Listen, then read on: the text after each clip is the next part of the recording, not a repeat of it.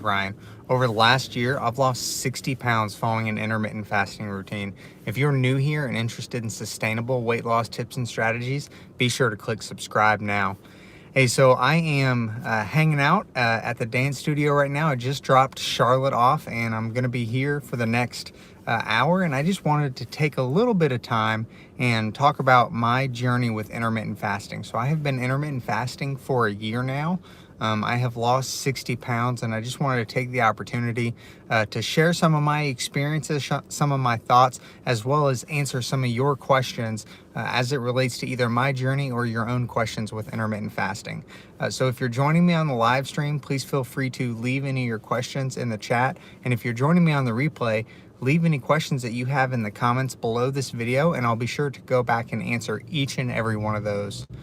Hey, so like I said, I have been intermittent fasting for a year now and have lost 60 pounds. Now, most of that weight I did lose in the first 9 months of my intermittent fasting journey, and I have actually been fairly consistent with my weight for the last 3 months. Now, I am starting to add a little bit of muscle and still losing some fat, but my weight has been about the same for the last 3 months. But I count that as a win because I have struggled with my weight my entire life.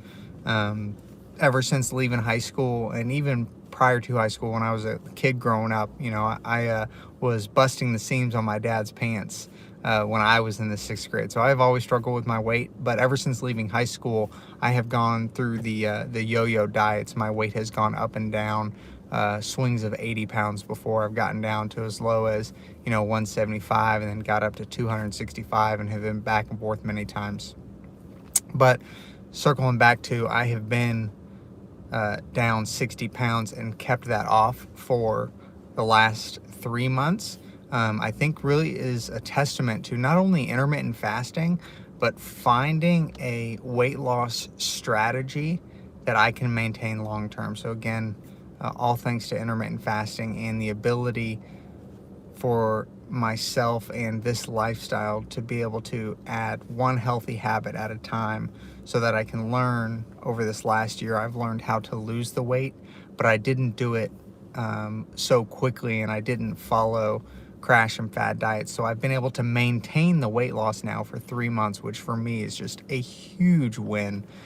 So I just want to talk about some of the things that I have learned over this last year, as well as some things that I'm continuing to learn even now. I am not, I don't want to say that I've reached my goal, because this is life. There is no cross the finish line and you're there.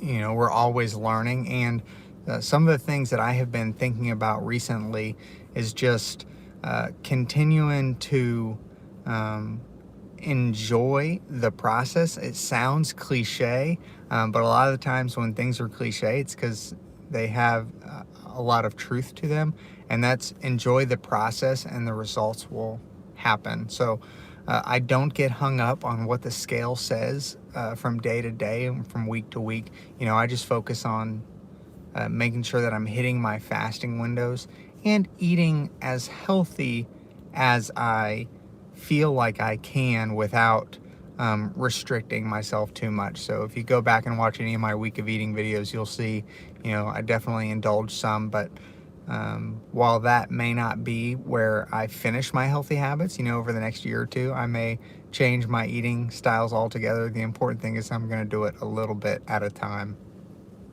Hey, so again, if you're joining me on the live stream, if you have any questions, please feel free to leave those in the live chat, and watching this on the replay, leave them in the comments below, and I'll go back and answer each and every one of those. Hey, so one of the questions that I have seen come across in some of the Facebook groups a lot recently is, and this is a funny first question to answer, but I want to take the time to answer it now, and it's, will toothpaste break a fast? And, I've been thinking about that for the last few days, and I see that question a lot, whether or not toothpaste will break a fast. And one of the things that makes me think is, and this is not a dig on anybody that has ever asked that question, because trust me, I have been in that mindset before. When you hear about intermittent fasting and all the benefits of it, you want to do it perfectly. So when you hear that you can't have any artificial sweeteners because that releases or could have a spike in your insulin, which will bring you out of the fasted state, you start thinking, oh, I wonder if toothpaste falls into that. But really, when you ask that question, you are putting a lot of stress on yourself to do intermittent fasting perfectly. And by trying to do it perfectly, it's going to be much harder to stick with it long term. So the short answer is no, toothpaste won't break a fast. But it's important that you don't get wrapped up in the little details and you forget about the big picture. And what is the big picture with intermittent fasting? Well, it's you need to not be eating around the clock from the time you wake up to the time you go to bed. You need to have those periods of about 16 hours at least where you're not eating. Generally, it's different for everybody, but for me, I stop eating at 8 p.m. and start eating the next day at noon. And by focusing on that big thing, just by hitting your fasting windows, a lot of the little things will take care of themselves. But sometimes we get so wrapped up in the little details that we kind of trip ourselves up. Excuse me, got a question come across. So Katie asked, what about a tablespoon of milk in tea? I heard under 30 calories is okay. So yes, I say, if you're under the 50 calories, 30 calories, you're good. The reality is everybody is a little different in the way our body reacts. Now, Katie, the important thing is by taking a long-term approach, here's what I would recommend that you do. Depending on how long you've been fasting, whether you're just now starting or you're a few months into this is what I would recommend. I'm a big advocate of tracking your progress. So for me, that looks like tracking your weight as well as tracking some of your measurements and taking your progress photos. And if you've been doing that up to this point, you already have a baseline. If not, go ahead and start tracking those things. Track your weight, track your measurements, track your progress photos. And then put the milk in your tea in the morning. Do that for 2 weeks consistently. And then maybe take a week off, try it, and then go back, do it again for a week and see if anything changes. Because everybody's a little different, the real answer is for you specifically, it's going to take a little bit of trial and error. The downside is that takes a lot of time. Now, it would be very quick and easy for me to say, no, don't put milk in your tea. But if instead of that, if you took 3 weeks to test it to see if your body responded differently, meaning, are you still continuing to have progress? It's going to take a little longer. But what if at the end of that time, you were to find out that your body responds fine with just a little bit of milk? Wouldn't you rather know that? So that's my recommendation for something like that is, if you're going to have a little bit, don't worry and don't get hung up on whether or not it breaks a fast, because intermittent fasting isn't magical. It's all about, building sustainable habits. So yes, there are a lot of clean fasters and there's the intermittent fasting police that will say, don't do it. But my recommendation is try and see what works for you, but just go about it and know that it's going to take a little longer to do it that way, to test and experiment. But we have the rest of our lives to do this.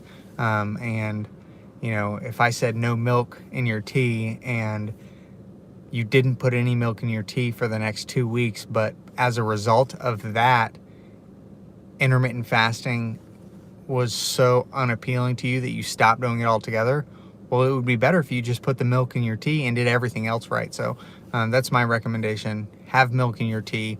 Try it out. See how your body responds, but don't let something like that prevent you from all the other benefits around intermittent fasting. So generally people say, there's two schools of thoughts. Under 50 calories, you're okay. But, I say you're good with a little bit of milk in your tea. Just try it and see how it works for you. One of the other questions that I see a lot is, when is the best time to exercise, either before or during your feeding window, during your fasting or feeding window? And again, I say, there's probably not one perfect answer. The science would say the best time to exercise is during your fasted state, because you do get some extra benefits if you exercise during the fasted state. But again, you want to do what is convenient for you and something that you can do day in and day out. So if it fits into your schedule that you can exercise fasted, well, then that's my recommendation, is that you do that. But if the only time that you can exercise is during your feeding window, well, then that's great too. Any exercise, whether it's in the fasted or fed state, is going to provide you with a ton of health benefits. Now, when you start talking about the added benefits of exercising fasted, they are minute in compared to just the overall benefit of exercising in general. So if exercising fasted means that you're not going to exercise consistently, well, then I recommend you fit your exercise in wherever it makes sense with your schedule. For me, I exercise fasted probably 80% of the time, but sometimes, it works out that I can only get an exercise in the evening, and I'm going to go and work out during that time. I don't get wrapped up in the details, and I guess that's the big takeaway with this whole message. And kind of what I've learned over this last year is you have to major in the major stuff. You can't major in the minors. And there's an asterisk to that, a caveat. A year from now, 2 years from now, I'm probably going to be doing something a little different. When you look at somebody that is very healthy, someone that I look up to in the intermittent fasting community is Thomas DeLauer. I watch all of his stuff on YouTube. He is a role model to me, hands down. I love Thomas DeLauer, love everything he does. He lost over 100 pounds doing intermittent fasting. He gets really deep into the science. But one of the things about Thomas DeLauer is he's doing, it seems like he does everything perfect. Whatever the science says, he's doing it. And I want to be in that place, but I'm not going to be there for a year or two from now. Because if you try to do it all today, you're going to end up falling away. And 3 months from now, you're going to be so burnt out, if you even make it 3 months, that you're not going to be where you want to be. So what I have learned over the last year is just do a little bit at a time. Again, it's cliche, but things that are cliche are normally true. Slow and steady wins the race. I want to be fast. I want to be exercising in the fasted state. I want to be breaking my fast with the perfect kinds of foods, and all these things, but you can only do so much at a time. So Derek, I just saw you, you just subscribed to Thomas DeLauer. Oh, he's great. He's definitely somebody that I look up to. He's got a lot of great info. Now I will say this, I haven't talked about it on the channel a lot. Maybe at some point I'll do a post on it, but I recommend you learn a lot about intermittent fasting. I mean, I've watched so many of his videos and get so much insight from him. The only thing that I would caution anybody is when you watch a lot of that stuff, it's so easy, and for me and for a lot of people, it's so easy to get distracted and to try to do everything. It's like squirrel. You want to follow every bit of advice you get. But I would just caution anybody that's on this journey, especially if you're new into it, don't try to change your plan with every new bit of information that you get. Because when you try to do everything, you end up doing nothing. So if you haven't already, please, I encourage you to watch. It's, I think, the first or second video on my channel. It's my slow and steady approach. I talk about my stair-step method to intermittent fasting. The first thing you need to do, and the only thing you need to do for a month or two, is just worry about hitting your fasting and feeding window. And as those things become habit is when you can build on new and healthier habits. And that's why I say a few years from now, I'm going to be a completely healthy person doing all sorts of healthy things, but it's going to take me a few years to get there, because I'm only able to add a new habit at the rate of like once every 4 months. And one of the things that I'm even learning now is sometimes I'm going to regress some. So my eating a few weeks ago, probably about a month and a half ago, my eating started to get a little better, and I've noticed it's fallen off a little bit, so I'm taking a step back. I was going to change my diet and trying to start eating more healthy, but I have found that to be a little tougher right now at this point in my life, with a little bit of stress going on at work and everything. So I'm just taking it back one step. And then when things slow down a little bit in life and work, well, then I'm going to add that step of healthy eating. But that's not something that I'm going to concern myself with right now. So again, if you're joining me on the live stream, if you have any questions, please feel free to leave those in the chat. And again, watching this on the replay, leave any questions that you have in the comments below, and I'll be sure to go back and answer each and every one of those. So like I said at the beginning of this video, this is kind of just a reflection on my 1 year with intermittent fasting. I have done intermittent fasting for a year now and have enjoyed it. I remember the first time I heard about intermittent fasting was about a decade ago. When I was coming out of college, and I had heard about it, and at that time I was really big into bodybuilding, and I was eating 6 small meals a day, counting all my macronutrients, and I was big into meal timing at that point. I was big into 6 small meals a day, and I had to eat every 2 to 3 hours because that's what it was going to take to get my metabolism up. But I have learned that is not necessarily the case. But at the time when I heard about intermittent fasting, I was like, there's no way you could do that. My body would wither away if I went more than 3 hours without food. So, through actually practicing it, I've learned that it's very sustainable and a great way for me to control my weight and get healthy. So I just had a question come in, and hold on one second. It was, so your results are mostly from fasting and not necessarily watching what you eat, but when you eat. So here's how I break it down. So I do watch, not what I eat. I watch 2 things. I watch when I eat. So I'm very strict on sticking to my fasting windows. And when I say strict, I mean, I do have a little bit of leeway in that probably once every 10 days I won't fast. I'll just do shorter, whether I'm eating breakfast or just going like 14, 15 hours, whatever the case is. But I watch when I eat, and I watch how much I eat. So I do count my calories. So I eat some foods that are necessarily not the healthiest, but I am mindful of how much I'm eating. So I don't watch what I eat, but I do watch how much I eat. I count my calories. And again, everybody is a little different. A lot of people wonder if you need to count calories while you're intermittent fasting. Again, I recommend that you start counting calories after you're a few weeks into intermittent fasting, just so that you know how much you're eating, because a lot of times people don't see the results they're looking for, and they want to know what to change, and it's hard to do that if you don't know how much you're eating. So I do count my calories. I use a calorie counting app, MyFitnessPal. My username is IF with Ryan. That's IF spelled out with Ryan. You can send me a friend request on MyFitnessPal, and you can see everything that I'm eating. I do track my calories. So when people ask me how much of my results are attributed to fasting, I usually break it down like this. I would say 60% of my results come from fasting. The other 20% comes from nutrition, and another 20% from exercise. So 60% from fasting, 20% nutrition, what I'm eating. I do try to eat higher in protein, and another 20% from exercise.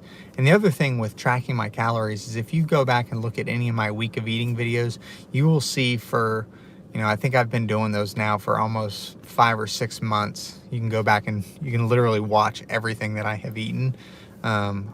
I was eating about 2,800 calories. I have now bumped that down to about 2,600, but I was eating 2,900 calories on average. I do have a very active job. So I'm a delivery driver. I work 4 days a week. I'm probably working 46 hours a week. On the days that I work, I'm getting anywhere probably between 14 and 18,000 steps. So I do take that into account. If I didn't have as active as a job, I would probably have a lower calorie target.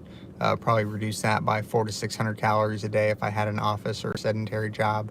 But I don't watch what I eat. I just try to watch when I'm eating. Another great example of that is, again, if you go back and watch those week of eating videos, you'll see me and my family, every Friday night is pizza at our house. So one of the ways that I fit pizza into my routine and have had success with it is I know that we're going to have pizza on Friday night.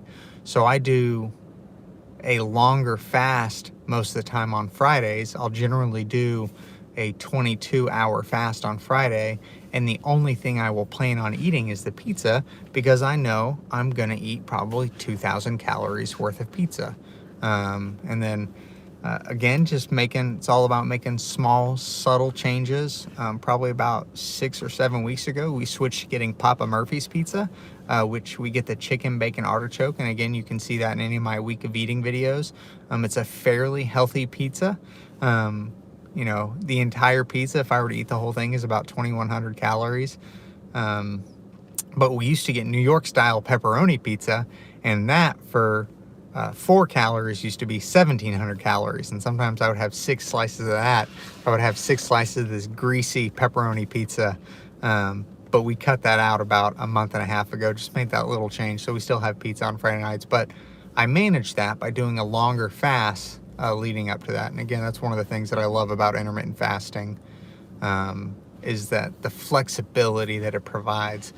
So I just had a question come in. So when did you start feeling results? So I started seeing results. The weight came off for me fairly quickly. The thing with that is there was a lot of water weight. It kind of went back up and then started more slowly. But I would say at about the 3 or 4 week mark is when I started really seeing results. But even then, from week to week, I still don't see the results. I still take my weekly photos every week. If you are on Instagram, I encourage you. I'm on Instagram at IF with Ryan. If you go on there, I post my progress photos every week, and I always post them back to my week 1 pictures. And when I look at where I was at week 36 and week 1, there's always a stark difference. But one of the things that I haven't posted, and maybe at some point I will post this, is whenever I post a progress photo from 1 week to the next week, pick any 2 weeks in my whole year, whether it was week 47 to 48, week 12 to week 13, week 16 to week 17, those photos, even though the scale may move a pound or 2, there's never a big difference from week to week. So the biggest thing to know is it's always great to know where you're starting at, and to start looking for progress when you get to about the 5 or 6 week mark. Because when you're at the 6 week mark, that's when you should be able to start seeing a difference from your starting point. Now, you're still not going to see a difference from week to week, and especially you're not going to see a difference from day to day. I say it all the time. I think it's going to be the tagline of my channel. We're not looking to lose weight fast. We're looking to lose weight forever. So it's so important. While I do track my progress daily, trust me, I'm on the scale every morning, I have detached my emotions from that number. I see where I'm at, I track where I'm at, I chart where I'm at, but I don't look for a difference from day to day, and I hardly even look for a difference from week to week, just because I am after slow, sustainable progress. And I would love to hear from you all. I'm looking for ideas on what would be a good way to track long-term progress. I think there may be some apps out there. I'll do some investigating where you can track your weight daily, but it'll give you like the weekly and monthly trends, which is what you want to be after. So I hope that answers your question. And again, if you're joining me in the live chat, if you have any questions, please feel free to leave those in the live chat. And if you're watching this on the replay, leave those in the comments below, and I'll go back and answer each and every one of those. So again, it's been absolutely a great year doing intermittent fasting. At about the 6-month mark, I was down probably about 40 pounds, and that's when people started asking me a lot of questions. What are you doing? That's why I started the YouTube channel, for 2 reasons. One, to answer a lot of the questions that I was getting, because I do think a sense of community is has been important and helpful to me. You know, I'm in a lot of fasting Facebook groups as well as some fasting subreddits on Reddit, because that sense of community and people being on the journey with you has been very helpful to me. There's a saying, you know, if you want to go fast, go alone. If you want to go far, go together. I mean, that really resonates with me. So I started the YouTube channel to track my progress and answer some questions, as well as build a sense of community and keep myself accountable. So I have enjoyed this process as well. So one of the questions I got, what's going on, G? Actually, I'm not sure your first name, G Haynes. So, what's your most common fast, 17, 18 hours, and do you fast over the weekends? So I would say, yeah, I'm probably averaging 18 hours. When this is over, in the community tab, I'll post a picture of what a standard week for me looks like. But I would say I probably average 18. It looks like this. Probably 2 days a week I'm doing 16. Greg, what's going on? Hey, 2 days a week I'm probably doing 16. 2 days a week I'm 1 to 2 days a week I'm doing like 22 hours. Every once in a while I'll do 23. And then the rest I'm probably doing 18s. And I gauge that off of two things. If I know I'm going to be eating a lot, I'll usually do a longer fast. And if I'm hungry, I'll usually do a shorter fast. And I kind of listen to my body. And one of the things that I kind of learned, and I did this at about the 3-month mark, because the first 3 months I was just very by the clock. You know, if it's 8 o'clock, I'm done eating. If it's noon, I start eating. And I would do that regardless, meaning if I ate dinner at 6 o'clock and was still not hungry at 8 p.m., I would eat anyways, because I had to get in some last minute calories before my fasting started. And I used to do that. I've kind of gotten away from it, try to listen to my body a little more. So today's a perfect example. I ate dinner tonight at 5:30 p.m. I am stuffed. I've started my fast now because I know I'm not going to be hungry at 8. But I used to eat by the clock, 12 to 8. But the other thing that I do is, if at the end of 16 hours, which is what I shoot for every day, if I'm not hungry, I'll go ahead and push my fast out, because every once in a while, it is good for me to get in like a 1,800 calorie day if my body's feeling up for it, meaning I'm not really hungry, because I know I'm a binge eater at heart. I love to eat food. So on days that I feel good, I try to do longer fasts and bank small calorie days for those days that I'm going to eat more calories, because I know those days are coming. And one of the things that at least works for me is that I try to hit a calorie average of 24 to 2,500 a day, but that's the average for the week, meaning some days I may eat 34, but another day I'll eat 17, so that it averages out where I'm looking for. But the long answer to your short question was yes, 18 hours is my average fast. Hey everybody, so we're coming up on the 30-minute mark. I think I'm going to go ahead and sign off now. I do appreciate each and every one of you joining with me. And if you're watching this on the replay, if you're new to intermittent fasting or interested in getting started for yourself, I'm going to leave some videos on the screen now. I encourage you to check those out, and be sure to catch me in the next video. And remember, we're not looking to lose weight fast, we're looking to lose weight forever. Thanks again, and I'll see you next time. I'm gonna go back and answer this real quick. I just saw somebody just followed me on Instagram. Yes, I am a magician. I haven't done magic since last year. COVID put the kibosh on live events. I am looking forward to this summer. I'm gonna get back into performing some live magic. So thanks again, and we'll catch you all in the next video.